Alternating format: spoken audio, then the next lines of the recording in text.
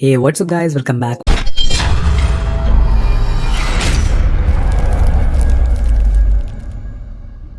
Once again, so दोस्तों आज की कहानी जो एक्सप्लेन करने जा रहे हैं उसका नाम है ओशियन।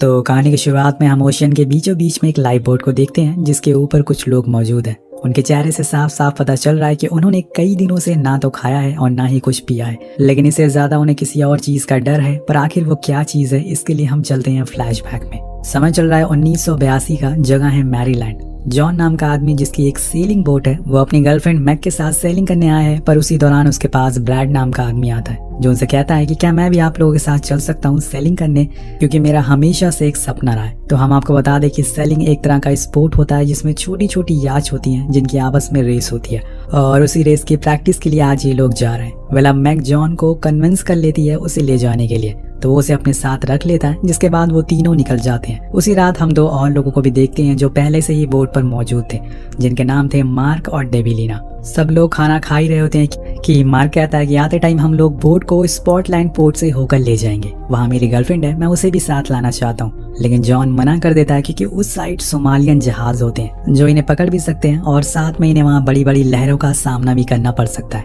इसलिए वो वहां नहीं जाएगा। अब इस बात से उन दोनों में लड़ाई भी हो जाती है, पर डेबिलिना हंसने लगती है क्योंकि ब्रैड एक भी सेकंड अपनी गर्लफ्रेंड के बिना नहीं रह पाता।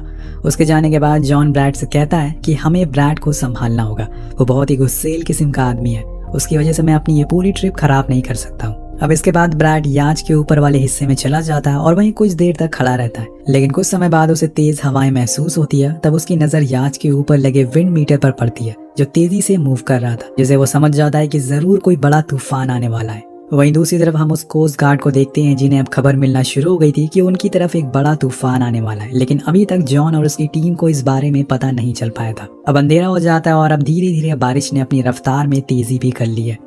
जॉन नीचे आके मार्क से होश में रहने को कहता है ताकि अगर कोई वार्निंग रेडियो पर आए तो वो उसे बता सके, लेकिन वो इतनी नशे में होता है कि उसे बातें समझ ही नहीं आती, जिस वजह से जॉन ऊपर चला जाता है जहाँ भी उसकी टीम के और लोग जैसे तैसे करके याच को संभालने में लगे हुए थे, क्योंकि तूफान की हवा से वो बहुत ही तेज से हिले जा रही थी। दूसरी ओर कोस्ट गार्ड अब उस एरिया में जो भी बोट या शिप मौजूद थी उन्हें वार्निंग देना शुरू कर देते हैं, लेकिन जब इनकी रेडियो में ये वार्निंग आती है तो मार्क सो रहा था, जिस वजह से वो सुन नहीं पाता। ऊपर से सब लोग चिल्ला रहे थे, उन्हें समझ नहीं आ रहा था कि अब वो क्या करें। उन्हें इस बात का सबसे ज्यादा डर लगा हुआ था कि कहीं ये बोट पलट ना जाए। इसी दौरान एक तेज का झटका आता है जिसे कोई बड़ी सी चीज बोट से टकराती है। इस झटके की वजह से बोट के नीचे सारी चीजें टूटने लगती है, जिसके शोर से मार्क उठ जाता है और वो कोस्ट गार्ड की वार्निंग को सुन लेता है। फिर वो फौरन ऊपर जाकर इस बारे में जॉन को बताता है, जो नीचे आकर सबसे पहले रेडियो पे खुद के लोगों के लिए मदद मांगता है। उसके पीछे पीछे मैक भी नीचे आती है, लेकिन तभी उसके पैर में ओवन का गेट से एक कट लग जाता है और वो बुरी तरह से जख्मी हो जाती है। और ये देखकर जॉन फौरन रेडियो मार्क को देता है और उसकी पट्टी करता है। इसी बीच कोस्ट गार्ड का हेड आता है जिसने जॉन को जानता था। उसकी आवाज सुन के वो फौरन रेडियो को ले लेता है और उसे अपनी लोकेशन और सिचुएशन बताने को कहता है। वो जॉन को बताता है कि अभी तुम्हें कम से कम 3 घंटे वेट करना होगा और इसके बाद वहां से थोड़े कॉमर्शियल शिप गुजरेंगे, जिसके बाद ही कुछ हो सकता है। पर जॉन कहता है कि इतनी देर हम सरवाइव नहीं कर सकते। तो गार्ड कहता है कि ठीक है, रुको मैं कुछ करता हूँ। इसके बाद वो फिर से डेक पर जाता है और बोट को संभालने की कोशिश करता है, लेकिन तभी एक विशाल लहर आती है जिसके सामने उसकी बोट कुछ नहीं थी और कुछ ही देर में इनकी बोट उसमें समा जाती है। अगले पल हम देखते हैं कि जॉन की पूरी टीम पानी में होती है और उसकी बोट डूब चुकी थी। सब लोग पानी में अपनी जान बचाने के लिए एक दूसरे को हौसला दे रहे थे और तभी उस याच में रखी बोट उनकी तरफ आने लगती है, जिसे देख के सब उसकी तरफ भागते हैं और जाकर उसे पकड़ लेते हैं।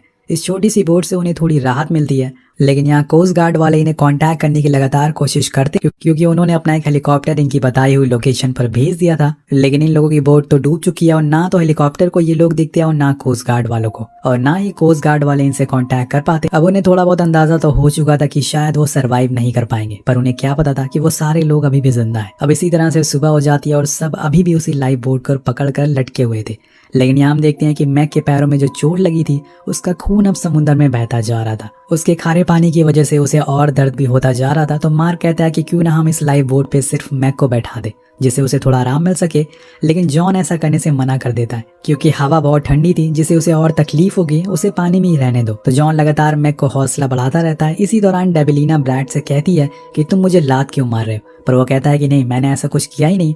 अब जब वो नीचे जाकर देखती है तो वहाँ बहुत सारी शार्क घूम रही थी जो मैक के खून को स्मेल करके यहाँ तक पहुँच गई थी। वो सारे ये देखकर हड़बड़ी में उस बोट पर चढ़ना शुरू करते हैं, लेकिन इसी जल्दीबाजी में वो बोट पलट जाती है और सब उसे सीधा करने के लिए किसी न किसी को नीचे तो जाना ही पड़ेगा।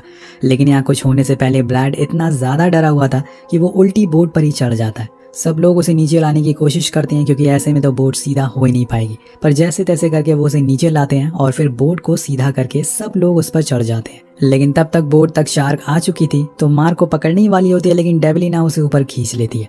अब इसके बाद सब लोग अपने चारों तरफ देखते हैं कि कहीं कोई शार्क तो नहीं है, पर किसी को कुछ भी दिखाई नहीं देता। और तभी अचानक से कोई बड़ी सी चीज़ बोट से टकराती है और सभी फिर से डर जाते हैं। तो यहाँ इनकी फटी पड़ी थी, अब ये जाएं तो जाएं कहाँ। कुछ देर बाद सब कुछ शांत हो जाता है, चारों तरफ सन्नाटा छा चुका था। लेकिन तभी इनकी बोट फिर से किसी चीज से टकराती है और वो चीज थी शार्क। जॉन सीधा पानी में जाकर गिरता है और उसे देखकर मैग चिल्लाने लगती है। सभी लोग उसे फौरन ऊपर खींचते हैं, लेकिन अब यहाँ जॉन सबको बताता है कि शार्क शोर सुन के ज्यादा अट्रैक्ट होती हैं, इसलिए हम सभी को चुप हो जाना चाहिए।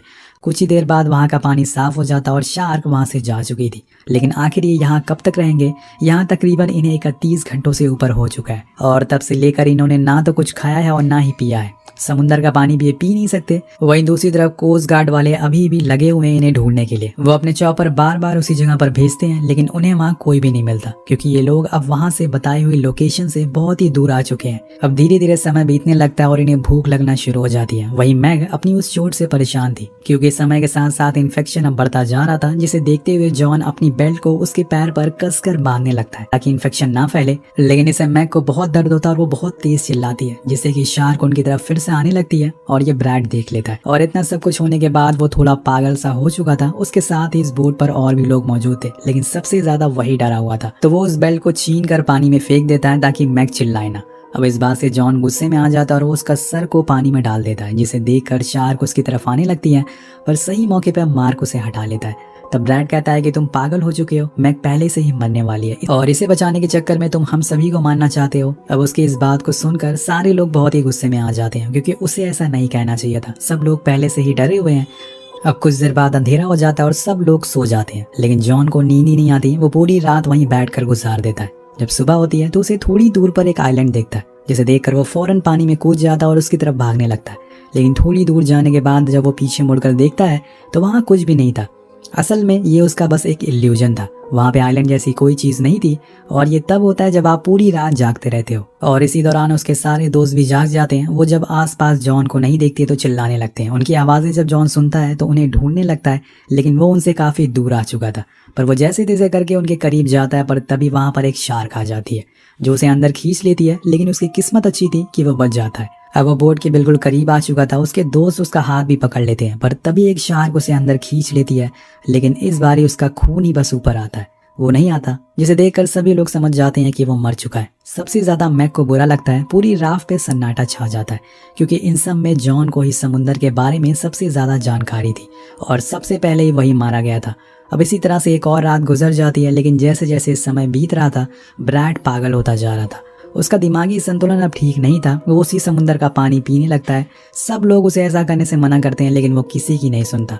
पर आखिर में मार्क उसे शांत करके बोट पर बैठा देता है। अब उस रात तो अपने आप बिना किसी वजह से वो चिल्लाने लगता है, लेकिन इसमें उसकी भी कोई गलती नहीं, क्योंकि जब आप ऐसी सिचुएशन में फंस जाएं तो किसी का भी आसानी से दिमागी संतुलन खो सकता है। अब यहाँ ये भूख से भी परेशान थे, तो इन्हें कम से कम समुद्र की मछलियां पकड़कर खा लेनी चाहिए, लेकिन इन्हें मछलियां पकड़ना भी नहीं आता। ये लोग बस खुद को और पैनिक कर रहे थे। वेल अब एक दिन ये सभी लोग ऐसे ही बैठे होते हैं किसी उम्मीद के भरोसे। तभी ब्रैड अचानक से बोट पर खड़ा हो जाता और तेज तेज उछलने लगता और साथ में शोर भी मचाने लगता ताकि वो शार्क उनकी तरफ आ जाए और उन्हें इस मुसीबत से आजादी मिल जाए। ये देखकर मैग रोने लगती है क्योंकि उसे ऐसे नहीं मरना था। अब सभी लोग उसे शांत कराते हैं, पर वो चुप होने का नाम नहीं ले रहा था और शोर को सुन के एक दो शार्क उनके पास आ चुकी थी। लेकिन आखिर वक्त पे एक बार फिर मार्क उसे शांत करा देता है, पर यहाँ वो पूरी तरह से पागल हो चुका था। उसे कुछ समझ नहीं आ रहा था कि वो करे तो करे क्या। इधर मैग अपनी चोट से परेशान थी, उसके पैरों में इन्फेक्शन बढ़ता जा रहा था। उधर ब्रैड अब जाकर शांत हुआ था। वो राफ्ट के किनारे अपना सर रखकर लेटा हुआ था कि तभी अचानक से एक शार्क आकर उसे पानी में ले जाती है। वो चिल्लाने लगता है। सब लोग उसे पकड़ने की कोशिश करते हैं, लेकिन उसके साथ भी वही होता है जो जॉन के साथ हुआ था।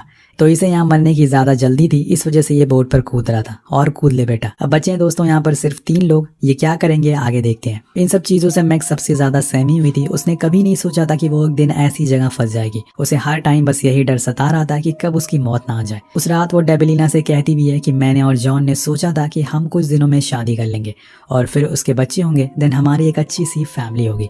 लेकिन एक ही झटके में सब कुछ खत्म हो गया। मुझे तो ये भी नहीं पता कि मैं कब तक जिंदा रहूंगी। मार्क उसे सहारा देते हुए कहता है कि घबराओ मत, सब कुछ ठीक हो जाएगा। अब ऐसे ही करते करते वो रात भी गुजर जाती है, लेकिन अगली सुबह हम देखते हैं कि मैग भी अब जा चुकी है, उसने अपना दम तोड़ दिया। ये देखकर डेबिलिना और मार्क दोनों बहुत ही उदास हो जाते हैं, लेकिन उन्हें भी पता था कि मैग के दिन अब काफी करीब है। उसकी पूरी बॉडी में वो इन्फेक्शन फैल चुका था, जिससे वो पूरी सफेद हो गई थी। वो दोनों उसे अपने साथ रखते तो उसकी बॉडी स्मेल करने लगती, इसलिए वो डिसाइड करते हैं कि वो उसे समुद्र में बहा देंगे।